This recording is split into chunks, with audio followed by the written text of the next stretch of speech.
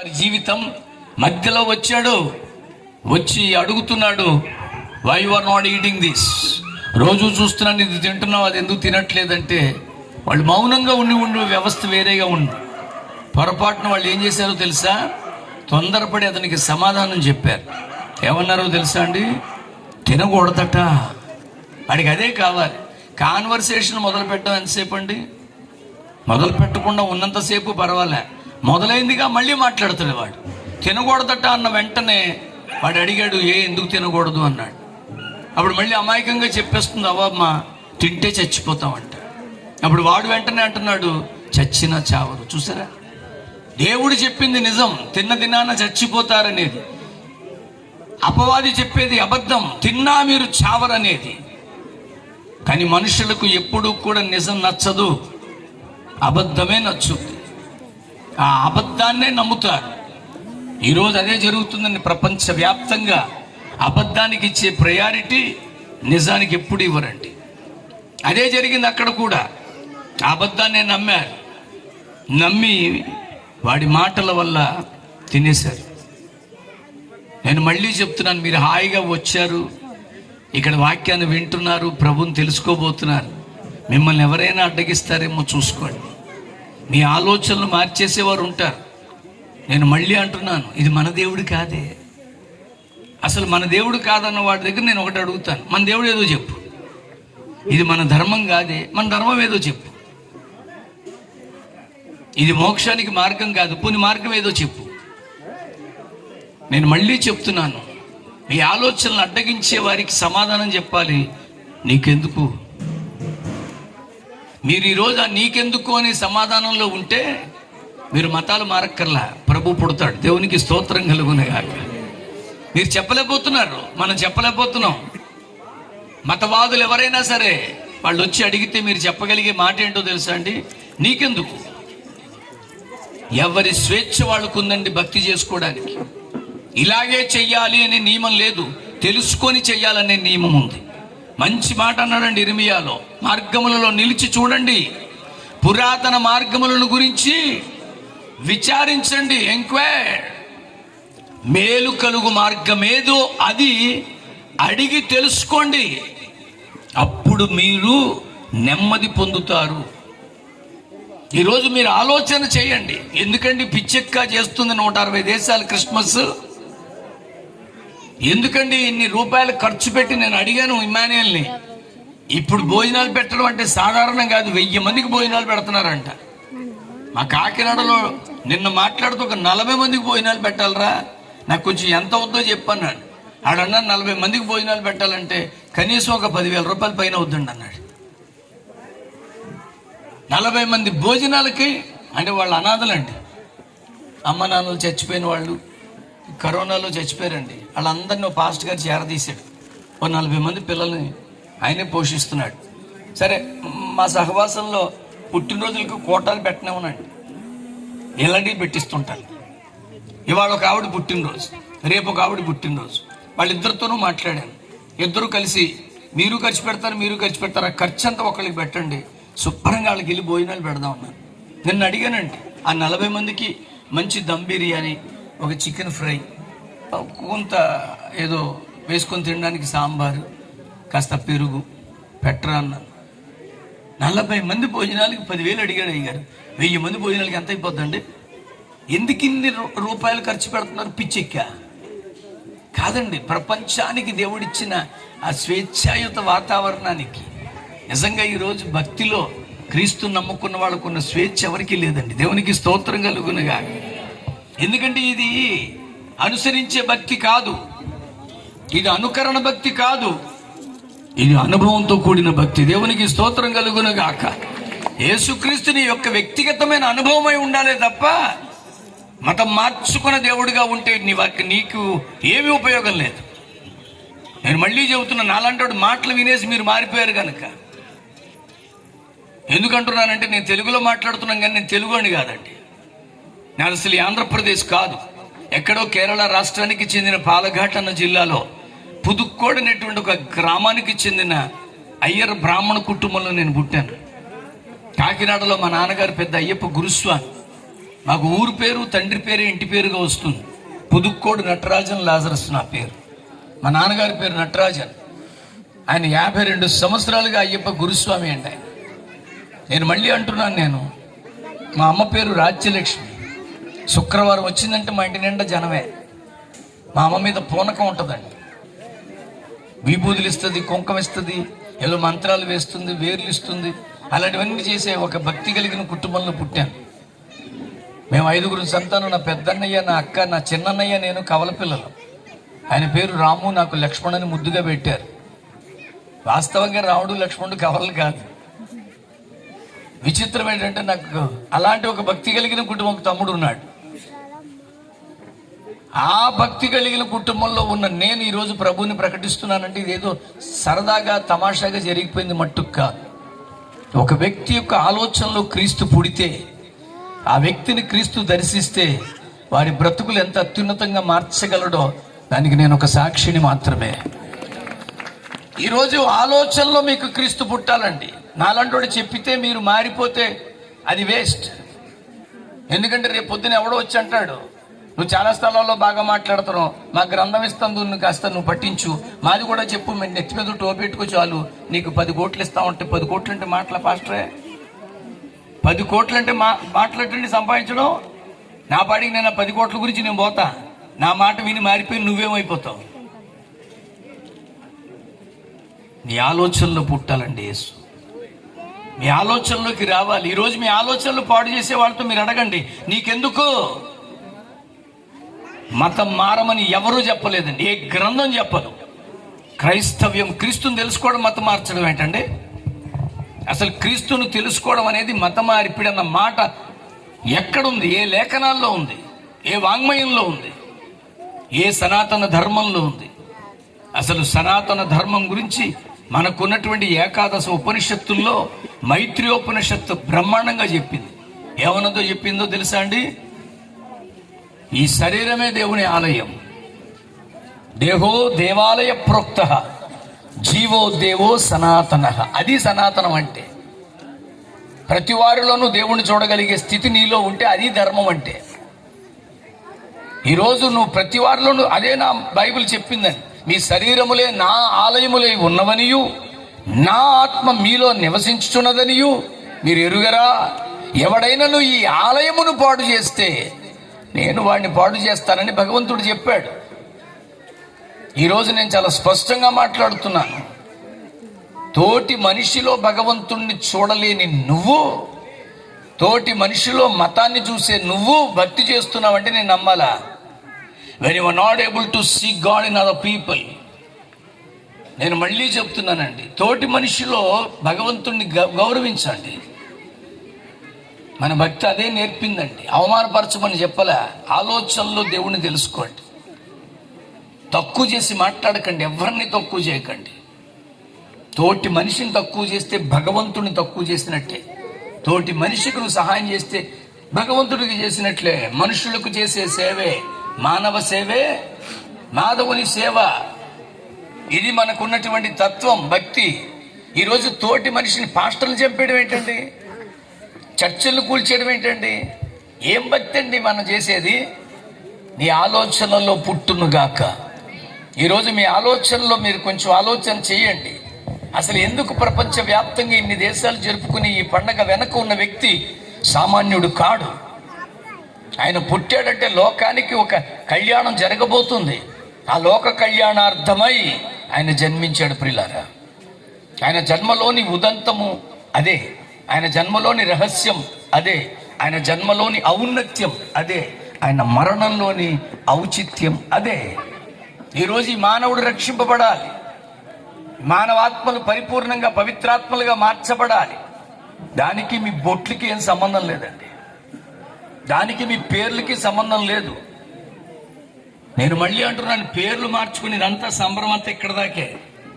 అసలు పరలోకం వెళ్ళిన తర్వాత ఈ పేర్లే ఉండవని ప్రకటన గ్రంథం స్పష్టంగా చెప్పింది. వారి చేతికి తెల్ల రాతి నెత్తును, దాని మీద వ్రాయబడిన పేరును. అది ఎవరికంటే ఆ పొందుకున్న వాడికే తప్ప మరెవ్వరికి తెలియదు. ఈ పేర్లన్నీ అశాశ్వతం, ఈ రూపాలన్నీ అశాశ్వతం. మనస్సులో పుట్టిన ప్రభువే శాశ్వతం. నేను మళ్ళీ అంటున్నాను, మత మార్పిడిని మీరు ప్రోత్సహించకండి. మతాలు మార్చుకొని మేము ప్రభువుని తెలుసుకున్నామని చెప్పకండి. మార్గమైన ప్రభు మా ఆలోచనలో పుట్టాడని చెప్పండి. దేవునికి స్తోత్రం. అందుకే స్పష్టంగా మాట్లాడుతున్నాను, ఇందులో ఏమాత్రం ఆర్గ్యుమెంట్కి అవకాశం లేదు. నేను చేసిన భక్తిని ఎప్పుడు నేను తిట్టుకోనండి, తిట్టుకోవాల్సిన అవసరం కూడా నాకు లేదు.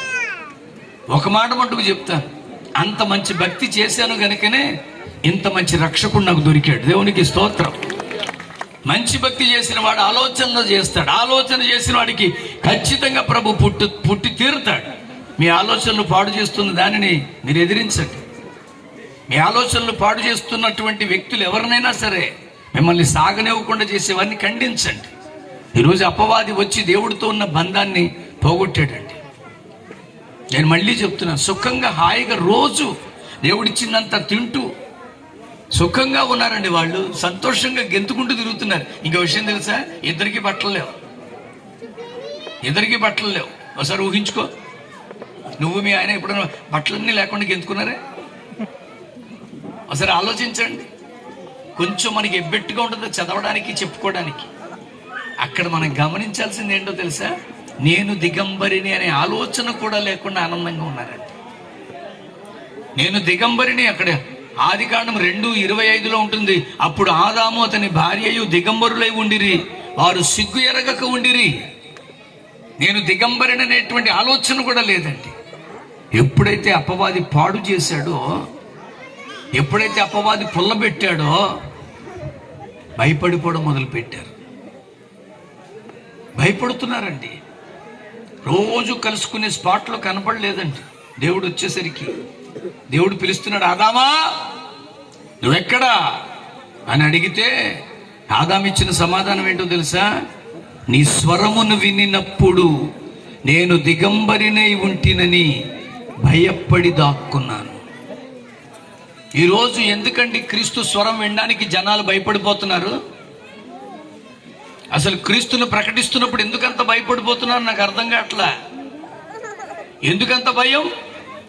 ఏమైపోతుందని భయం? 1872వ యాక్ట్ ప్రకారంగా ఇప్పటికి కొన్ని వందల పెళ్ళిళ్ళు చేశాను, సర్టిఫికెట్లు ఇచ్చాను. అది భారతీయ వివాహ చట్టం. అందులో క్రిస్టియన్ మ్యారేజ్ యాక్ట్ అని ఒకటి ఉంటుంది. ఆ వివాహ చట్ట ప్రకారంగా చాలా సర్టిఫికెట్లు ఇచ్చారు. కుల ధృవీకరణకి సర్టిఫికెట్లు ఉంటాయి. పరీక్ష పాస్ అయ్యేమో అనడానికి సర్టిఫికెట్ ఉంటుంది. జీతం తీసుకోవడానికి ఒక పే స్లిప్ ఉంటుంది. నేను అంటున్నాను, ప్రతి దానికి ఒక డాక్టర్ సర్టిఫికెట్ అవసరం.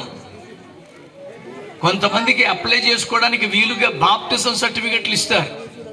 మత మార్పిడికి ఎవరు సర్టిఫికెట్ ఇస్తారు చెప్పండి? నేను గర్వాపసి పేరిట తిరిగి నేను హిందుత్వంలోకి వెళ్తే సర్టిఫికెట్ ఎవడని ఇస్తాడా? నేను మళ్ళీ చెప్తున్నాను, అసలు మత మార్పిడి అన్న పదానికి ఎవరు సర్టిఫికెట్ ఇస్తారు? ఎవరు సర్టిఫై చేస్తారు? Who are you to gave this authority? నువ్వు మతం మార్చుకున్నావనడానికి ఒక అధికారయుక్తమైనటువంటి మోరేసి గ్రీన్ ఇంకుతో సంతకం చేసి ఇచ్చేది ఎవరు? రాష్ట్రపతికి కూడా లేదండి అధికారం. ప్రధానమంత్రి మోడీ గారికి లేదండి అధికారం. జగన్ గారికి లేదండి అధికారం. ఎవరికి లేని అధికారాన్ని నోటి మాట పెట్టుకొని నిన్ను ఆపేస్తున్నారు. జాగ్రత్త, నిన్ను ఆపేస్తున్నారు. సత్య మార్గాన్ని తెలుసుకోకుండా మత మార్పిడి అన్న మాటను బట్టి నిన్ను నొక్కేస్తున్నారు. నీ ఆలోచనలు పాడు చేస్తున్నారేమో. అందుకని ఆలోచనలు పుట్టాలండి ప్రభు. నాతో ఒక ఆయన అన్నాడు, 5 కాన్కాల్లో మాట్లాడారు. కాన్కాల్ అంటే కాన్ఫరెన్స్ కాల్.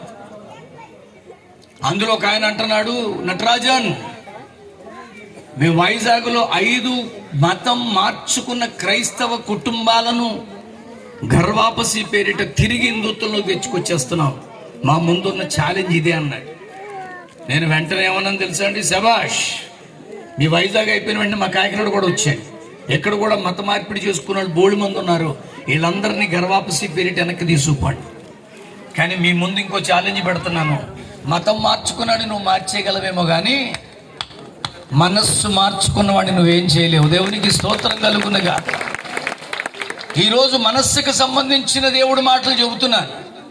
ఊరికనే అప్పటికప్పుడు కూర్చొని తాత్కాలికంగా చేసే భక్తిని గురించి నేను మాట్లాడట్లా. అప్పటికప్పుడు ఒక 40 దినాలు మాత్రమే ఉండగలిగే దీక్ష కాదు ఇది. జీవితమంతా చచ్చేదాకా క్రీస్తు కొరకే చచ్చిపోవాలి, బ్రతకడం క్రీస్తు కొరకే బ్రతకాలి. అలాంటి భక్తి విధానం ఇది. అందుకే స్పష్టంగా చెబుతున్నాను నేను ఈరోజు, why God has sent his son as an incarnation of mankind. ఆయన ప్రియకుమారుడైన యేసుని మానవ అవతారంలో మనుషుల మధ్యకి ఎందుకు పంపించారు? ఈ క్రిస్మస్లో ఆ క్రీస్తు మీ ఆలోచనలో పుట్టునుగాక.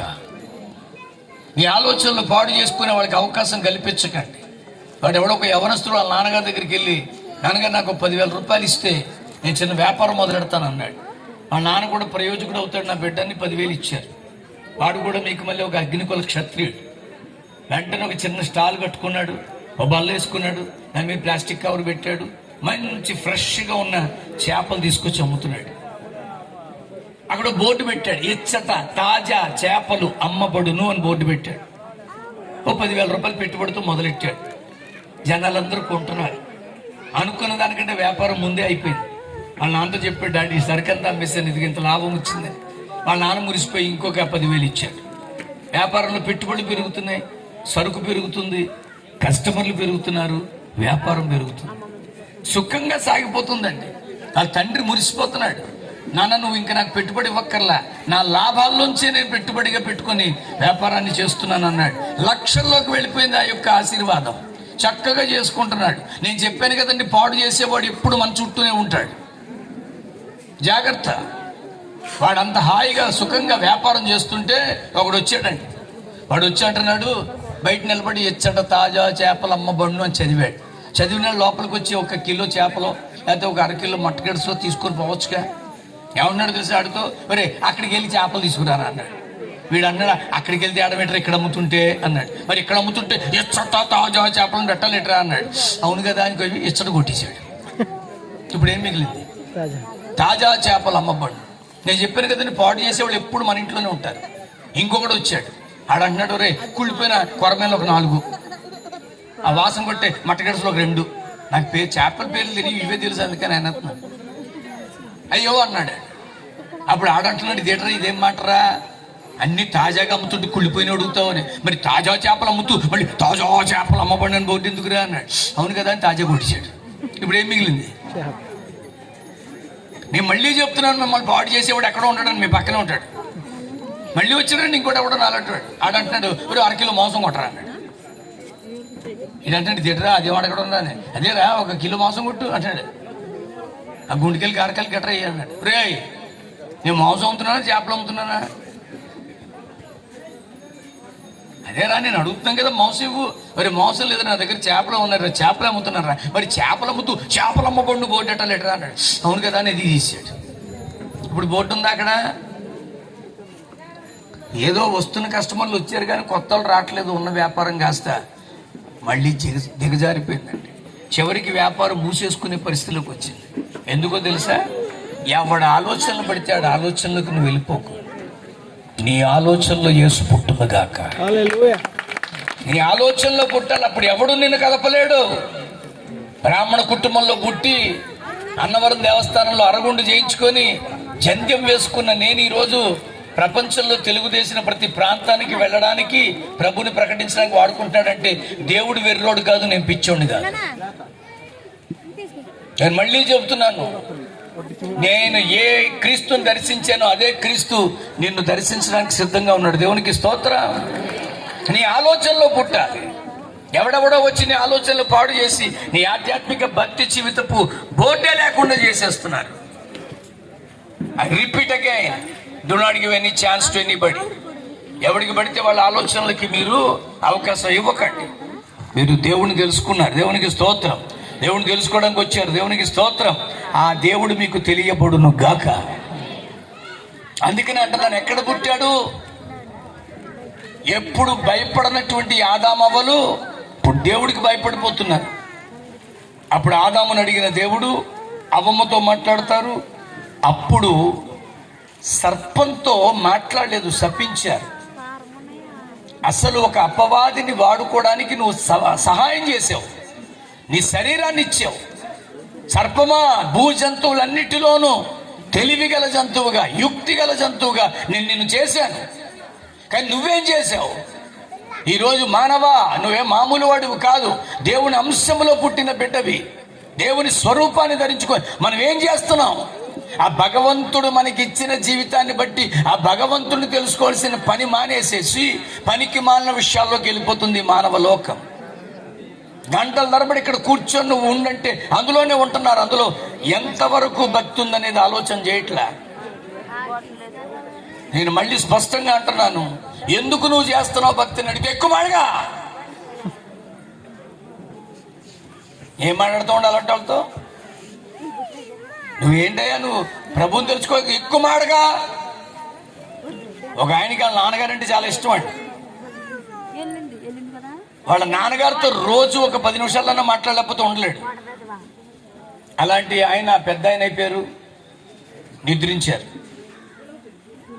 వాళ్ళ నాన్నగారి మీద ఉన్న ప్రేమతో ప్రతి నెల వాళ్ళ నాన్నగారికి మాసికం పెట్టుకుంటాడు. ఎందుకంటే వాళ్ళ నాన్న అంటే ఇష్టం. నాలంటే ఒక పంతులు గారిని కూర్చుకొని కొంచెం చేసి పెట్టండి ఆయన చేస్తానన్నాడు. వాళ్ళేమో ఇల్లు ఇలాగ ఉంటుంది. ఆ ఇంట్లో ఓ పిల్లి తిరుగుతుంటుందండి. ఈయన పెట్టే ఈ మాసికానికి పెట్టే పిండం కానీ పిల్లి తినేస్తుందేమో అని ఒక గంప తీసుకొచ్చి ఆ గంప కింద పిల్లి పెట్టి మాసికం పెడుతున్నాడు. కాలక్రమంలో ఈ పెడుతున్న వాడికి ఒక కొడుకున్నవాడు చిన్నప్పటి నుంచి చూస్తున్నాడు ఇదంతా. కాలక్రమంలో పిల్లి ఎక్కడికో పోయింది. ఈయన పెద్దోడు అయిపోయాడు, ఈయన చచ్చిపోయాడు. చిన్నప్పటి నుంచి చూస్తున్న మనవడు వాడి ఫ్రెండ్తో అంటున్నాడు, ఒరే మా నాన్న వాళ్ళ నాన్నకి చేసినట్టు, అంటే మా నాన్న మా తాతకి చేసినట్టు మా నాన్నకి నేను చేసుకుంటాను రా అన్నాడు. దాందే ఉందిరా తప్పు, తండ్రిని సన్మానించడానికి మించింది లేదు, చేసుకో అన్నాడు. వెంటనే నేను అలాంటి ఒక పంతులు గారిని ఏర్పాటు చేసుకొని ఏమంటే ప్రతి నెల మాసికం పెట్టాలండి. తప్పకుండా పెడతానండి. విచిత్రం ఏంటంటే ఈ పిండం పెట్టడానికి రెడీ అయినప్పుడల్లా కూడా ఇక్కడి నుంచి అమలాపురం వెళ్ళి ఓ పిల్లి ఒక గంప తీసుకొచ్చి ఆ పిల్లి గంప కింద ఎట్టి పిండం పెట్టుకునేవాడు. ఆ పంతులు గారికి అర్థమైంది, నాకు పిండం తెలుసు కానీ పిల్లి కూడా పెట్టా. ఎక్కువ మాడగా, మా నాన్న చేశాడు నువ్వు చేయి. ఆ నాన్న ఎందుకు చేశాడు? ఇప్పుడు ఎవరికైనా కొంచెం భక్తి చెప్దామంటే చాలా ఎక్కువ మాడగా. మా మతం ఏంటో తెలుసా? అసలు ఏంది బ్రదర్ ఇదంతా? కొంచెం ఆలోచించవా? కొంచెం ఆలోచించరా? మీరు దేని గురించి ఆలోచించకపోయినా దేవుడి గురించి ఆలోచన చెయ్యాలి. ఎందుకంటే దేవుడు లేకపోతే ఏదీ లేదు. మనం ఈరోజు తింటున్నా ఉంటున్నా చాలా మందికి అభ్యంతరం క్రీస్తే. క్రీస్తుని గురించి మీటింగ్లు పెడితే చాలా సీరియస్గా వచ్చేసి పర్మిషన్ ఉందా? ఇదే మాట సడన్ గా దేవుడు గాలి పీల్చడానికి నీకు పర్మిషన్ ఉందా అని ఆపేసేయడానికి పోతావు. ఏ పర్మిషన్తో గాలి పీల్చేస్తున్నావు? ఏ పర్మిషన్తో ఎక్కడ పడితే అక్కడ పొళ్ళయి తినేస్తున్నావు? ఏ పర్మిషన్తో కొబ్బరి బొండలు కోసుకుని తాగేస్తున్నావు? ఏ పర్మిషన్ అండి? దేవుడు కానీ ఒక్కసారిగా వీటన్నిటిని ఆపేస్తే ఏమైపోతావు? కొంచెం ఆలోచించండి. దేవుడి జ్ఞానం. కొబ్బరి చెట్టు అంత అపార్ట్మెంట్ కడితే కింద ఉన్నటువంటి హెచ్పి మోటార్ పవర్ఫుల్ పెట్టాలి, అవునా కాదా? పెద్ద అపార్ట్మెంట్ కడితే ఎంత హెచ్పి మోటార్ పెడితే అంత ఎత్తుకు వాటర్ నది లాక్కెళ్తుంది. నేను మళ్ళీ ఒక్కసారి ఆలోచించండి. ఈ కొబ్బరి చెట్టుకి ఏ మోటార్ ఉందండి? కాయల నిండా నీళ్లు, దేవునికి స్తోత్రం. ఏ మోటార్ పెట్టాడు? దేవుడు అంటే అది. అందుకని అంటాడు భక్తుడు, ఈ లోకాన్ని, ఈ జగత్తుని, ఈ సృష్టిని చూస్తే నాకు ఆశ్చర్యంగా ఉంది. ఇంత చేశాడండి దేవుడు. నువ్వు ఈ కొబ్బరి చెట్టు అంత అపార్ట్మెంట్ కడితే నీళ్లు పైకెత్తడానికి నువ్వు నానయాత్ర పడతావు. అదే ఒక కొబ్బరి చెట్టులో పంపింగ్ ఎలా పెట్టాడు దేవుడు? కొన్ని అడుగులు తవ్వితే తప్ప నీకు నీళ్లు